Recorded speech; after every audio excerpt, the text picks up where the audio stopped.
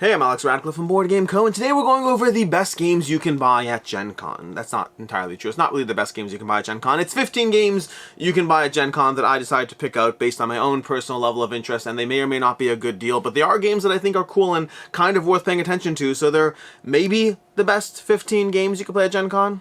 I don't know entirely. Let's go ahead and dive into this. I'm going to go through this. This is going to be timestamped as usual. I already did a video earlier this week of 15 games at Gen Con that I highly recommend checking out to demo, and these are going to be 15 games that are very much on my radar, possibly to buy, possibly not. It's going to very much depend, and some of them are for me, some of them might be a better choice for you. We're going to go ahead and dive into it. But if you missed it, we're going to, of course, link down below to the Gen Con 2023 preview over on Board Game Geek. Right now, they have 286 games for you to pick out, to demo, to play, to buy, to whatever it is, and I will probably be doing another video close to Gen Con of, I don't know, the 15 games I missed from this list that got added over the course of the next month.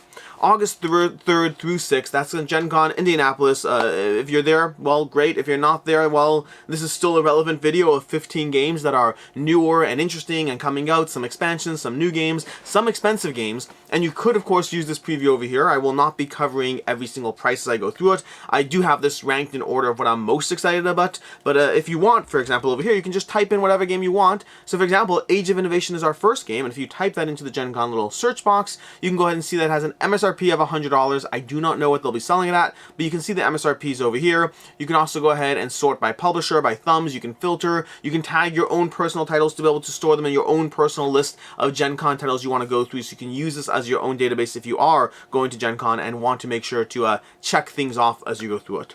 But with that, let's go ahead and dive into this, starting off with, like I said, my number 15, which is Age of Innovation from Capstone Games, the fourth game in the Terra Mystica universe. We have Terra Mystica, we had Gaia Project, then we had Terra Nova, and now we have Age of Innovation, which seems to be taking Terra Mystica to the Gaia Project Plus level of where it's at. I don't know enough about this one as far as what it does differently.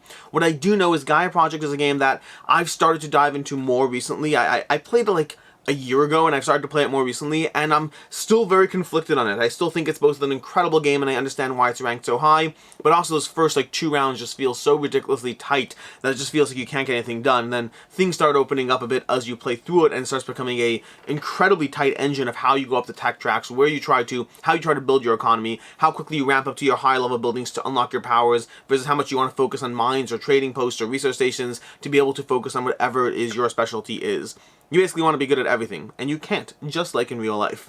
But Age of Innovation is going to be the newest one over here. I am almost certainly not buying this at Gen Con. It's one that I still need to play Gaia Project more, and this to me is very much a try before you buy, at least for me. I think that the series is incredible, and I think there's a lot to say for it, but for me, I'm almost certainly going to have to play this one before I spend $100 or anything close on this one. Number 14 is going to be Queen by Midnight, coming from Darrington Press. Queen by Midnight, I had a chance to see this one at Gamma. The production quality on this one is incredible, but obviously production quality alone does not make a great game. This seems to be a deck building game with amazing art, amazing graphic design. Just overall, I absolutely want to dive into this one, but I haven't yet, and so at some point I imagine I will. I mean, it just, the powers and abilities and deck building and good art and graphic design is already a good starting point, but whether or not it delivers past that is an entirely different question, but should be available to buy at Gen Con, which I will try to refrain from saying throughout this entire video, because they're all available to buy at Gen Con. Then we have Oltréé, Undead, and Alive. This is a tricky one for me. Expansions for games I got rid of. That's a tricky category, and we actually have like 2 more or 1 more on this list in that category. Oltréé is an excellent game from Studio H. I think this is a great game that really gives you it's from Antoine Baza. It gives you a cooperative kind of story narration aspect to it as you go through these different scenarios and you try to just move your character down the board, trying to be mindful of your economy and your resources as you try to survive across these arcs. I thought it was a lot of fun to go through. I really enjoyed it. I do think Oltréé is on the lighter side, but I think it gives you a good degree of resource management with a degree of story that invests you in what you're doing and why. And so I really enjoyed that one, played through all the scenarios in the base game, and then moved on from it and got rid of it because I knew there's an expansion coming out, but I didn't want to hold on to the game for that unknown expansion. And even in the case of Undead or Alive, even though I If I had Oltréé, I'd absolutely be picking this up to try to go ahead and continue through it. I don't know if I care enough to try to get Oltréé back, unless it does something amazingly different, which is a different conversation. But if it's just more content, then I'm happy that exists. I'm happy so people can have more content to dive into, and I just wish it was available when I was going through it. But I think Oltréé is an excellent game. To me, it's a game that I recommend playing through and enjoying, and maybe you'll keep it, maybe you'll get rid of it. But again, art, graphic design, good gameplay. It's just a fun time all around. It does not wow me with the gameplay, but it delivers a good, consistent time with the gameplay, which is enough for me. That's Oltréé, Undead, or Alive. And we're gonna have like 3 expansions in a row over here. We have The Adventures of Robin Hood, Friar, Tuck in Danger. This is one that I did hold on to the base game. At least I think I did. I should have it somewhere. The Adventures of Robin Hood, coming from Cosmos, is a great game that I really enjoyed. I thought it was, again, very, very light, but it gave you a good story mode to go through. And Friar, Tuck in Danger is going to be the new expansion for this one. And that one, I don't know what it does, don't know what it adds to it as far as how it continues and evolves the narrative. But Adventures of Robin Hood is a game that even made me feel. Like, it made me feel for imaginary characters. There were choices when I was playing through this game with my daughter. There were choices we made that was not based on what was tactically sound, but rather it was based on the characters and what we felt for those characters and how we felt we could operate just as basic human beings, dealing with imaginary fictional characters, of course. But yeah, Friar, Tuck in Danger. Very curious about this one, but ultimately, we'll see. I don't see it on my shelf where I thought I had it, but I could have sworn this one I enjoyed enough that I kept the base game around, specifically because I knew there's an expansion coming out, and I wanted to dive into that again with my daughter. Then we have Atlantis Rising Monstrosities. 3 expansions in a row, possibly the last expansion. I think it's the last expansion for this video, but we have Atlantis Rising Monstrosities from Elf Creek Games, bringing you more Atlantis Rising content, the long-awaited expansion, giving you a whole bunch of modules to dive more into Atlantis Rising. Atlantis Rising, similarly, is a game that I very much enjoy, but an expansion could make or break the difference as far as where it ends up for me. In general, Atlantis Rising was a reprint from Elf Creek Games that took an older game that was well-liked to a degree, but not really that sought after, and made it just an all-around amazing game that has been much sought after. I think it's like rated like an 8 or something like that. It's rated like, what is this rated? It's rated a 7.9 or an 8, something high. 7.6, not as high as I thought over there, but Atlantis Rising 2nd Edition, this coming to you from Elf Creek Games, and the expansion is bringing you, well, modules, more content, more modules, more stuff for a game that has great graphic design, very tight gameplay. It's a cooperative game in which the islands are sinking all around you. Very curious to see how this one modifies my experience or opinion of Atlantis Rising. Now, before we move on to the next 10 over here, we do have WSBG as our sponsor of the day, sponsor of today's video. WSBG, the World Series of Board Gaming. This is going to be September 24th to September 28th, 2023. In case you want another convention to go to after Gencon. What's the next convention after that? I don't know. There's gonna be Gencon. There's gonna be dozens of smaller ones. There'll be PAX Unplugged in December, and September we'll have WSBG, the World Series of Board Gaming, charging up and getting going over there. I went to this one last year, really enjoyed it, had an amazing time, and overall there's gonna be, well, another 16 games to play through, another 16 games to see if you can be the winner of any of those games to get the champion tournament, or to become the person who actually wins entirely and walks home with $25,000 with cash prizes for the various second place and third place and all that stuff as well as a bracelet valued over $3K, $25K in cash. Lots of fun things to do here, and that doesn't just include playing to win. You can play games to have fun. They're going to have the entire Dice Tower West library. They're going to have various qualifiers and other side tournaments, a Dice Throwing tournament, a Red Cathedral qualifier. You'll also have the opportunity to do things crazy like playing Ark Nova with the designer of Ark Nova to see, maybe he should be entering the Ark Nova contest, I don't know, over there. But yeah, there's going to have a lot of special guests, both designers, both content creators. It's a ton of things to do in terms of playing, in terms of trying to win, in terms of having a good time. I really enjoyed this last year. I had a lot of fun. I walked into it not knowing exactly what to expect, and just had one of the better conventions I've enjoyed in terms of the hybrid of, first of all, something different, something unique, and feeling like the start of something new in the board game space, but also just a good time playing games. I entered like one contest, I entered 7 Wonders, got out very quickly, and then proceeded to have a good time playing games across the next few days, and that's going to be true as well. I'm unfortunately missing the first 2 days of this, which I'm already sad about. That's going to be WSBG, the World Series of Board Gaming, in September 24th to 28th, 2023. Then we have over there, and before we do that, also make sure to use my code in the coupon in the description down below. I have a code for $40 off some of the higher ticket prices. If you're getting one of the higher packages, I believe they're like the $1,000 package or all that, then you can go ahead and use my code for $40 off that, which you may as well if you're anyways trying to get in on this. Then we have over here, Sagrada Artisans, number 10 over here. Sagrada Artisans is going to be the legacy version of Sagrada. This will give you Sagrada across 10 games of play in which you're going to be iterating and creating your cathedrals with stained glass, this time using the dice as the source, but ultimately drawing your own art onto the various pages as you go, as you unlock various tools, as you go through a system of progression, your family across 4 decades, across 10 scenarios, just taking Sagrada and applying a legacy element to it. They also have a window booster packs, they have a recharge kits for those who want to dive back into it, reusing the same game or whatnot to restart the legacy. So that's going to be Sagrada Artisans, the legacy version of Sagrada, available at Gen Con. We have Sky Team, a two-player cooperative game from Scorpion Mask. This one has me very intrigued because it's a cooperative game in which you have the pilot and the co-pilot at the controls of the airline trying to assign their dice and drink coffee for improved performance. You have me with that offhand. I don't know the actual communication aspect or how it's working in terms of trying to be on the same page and manage and assign your resources. But the idea of a specifically 2-player cooperative game already has my attention just offhand. I like the idea of it, and the production value already looks good, pretty solid, just, you know, clean and well presented. Very interested in this one and hope to try this one out and or buy this one. We have Pyramido from Synapsis Games. Pyramido is going to be a tile laying game as you try to build pyramids across these tiles over here. You're going to be drafting tiles to open display, building out 4 rounds of play as you build successive levels of your pyramid, trying to make sure you can score as many symbols as possible. It's a solid gateway game in the sense that you have a quick, clean, easy to teach, easy to play game, plays in 30 to 45 minutes, and just gives you a lot to consider as far as how you draft your tiles and how you place out your board and build your board, prepping for not just this round, but also the future rounds of play as you go through it. That's going to be Pyramido from Synapsis Games. We also have Ring Circus, a game I know very little about, except I do know it's coming from Devere, and that has me intrigued enough. Devere is a company that has generally put out a lot of games that I really like. They put out Lacrimosa, they put out Red Cathedral, they put out Paris, which is one of my favorite games of all time. Paris, the 2-player, Paris La Cité de Lumière, the City of Lights, a 2-player game of polyominoes and just messing with your opponent. They put out Lacrimosa, which I talked about already. They put out Mil Fiori, which I really enjoy. They also have more games. I don't know. They have a lot of games, and I've really enjoyed a lot of their games, and that alone has me interested in Ring Circus, a game of managing a circus in this Euro game engine. Very intrigued in this one. Don't know a lot about it. I saw it briefly at Gamma, but I don't know a lot about the actual gameplay, but Ring Circus should be available. We have My City Roll and Build, which the rating on this one's 7.3, which is okay, not amazing, but I very much enjoy My City. My City is the most played game in my collection, at least since I started tracking plays. It's one of those games that just, it's so...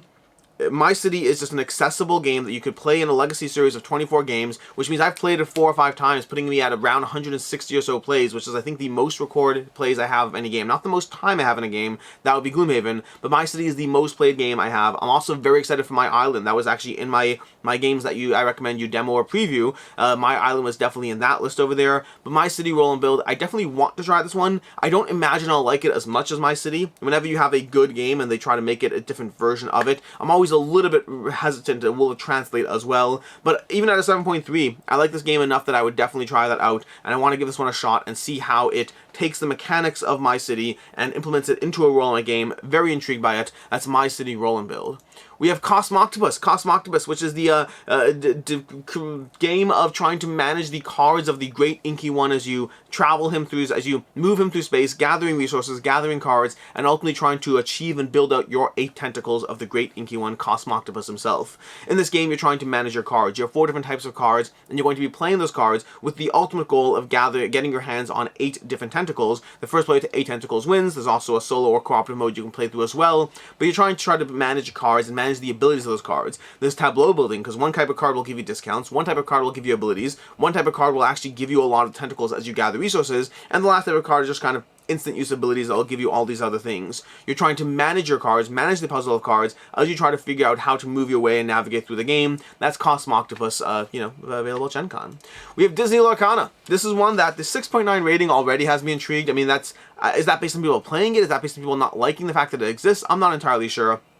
But Disney Lorcana is going to be available at Gen Con, and assuming they don't have any legal issues selling it at Gen Con, they obviously had a lawsuit against them from Legendary, I think it was, or whatever it was, the company behind Legendary, Upper Deck. Upper Deck, I believe, if I'm not mistaken, has a lawsuit against Lorcana, or, the idea of that they took that the designer worked for them at the time and took the elements of a different game they were creating and applied it to Lorcana.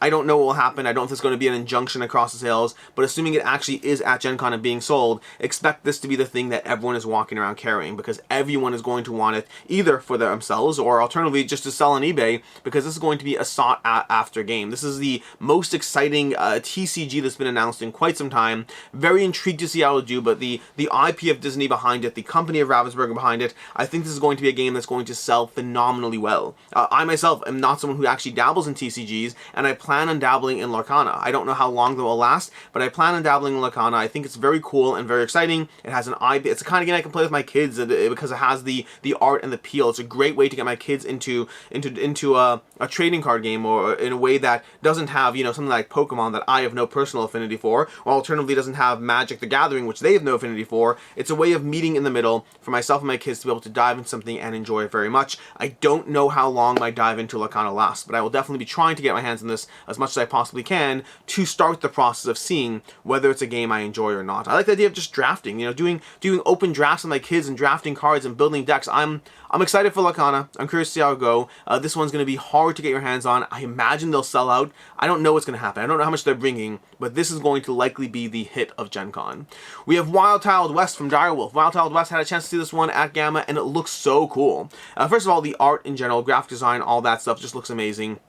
But the actual table itself, you can't, this is not a good picture over here. This is not really the best picture, but overall you have these tiles you have, and you're going to be placing these polyominoes onto your board and trying to draft these polyominoes from the main board, place them onto your personal boards with all sorts of goals and objectives of how you want to grab the tiles out there. It basically just looks like a well-done polyomino tile laying game with, again, from Direwolf, who are famous for Dune Imperium, for Clank. This is another one that I imagine they'll knock out of the park, designed by Paul Denon. I didn't have a chance to play this one, but I know people who played it who really enjoyed it, and from what I saw, it just looked very cool. That's Wild Tiled West from Direwolf.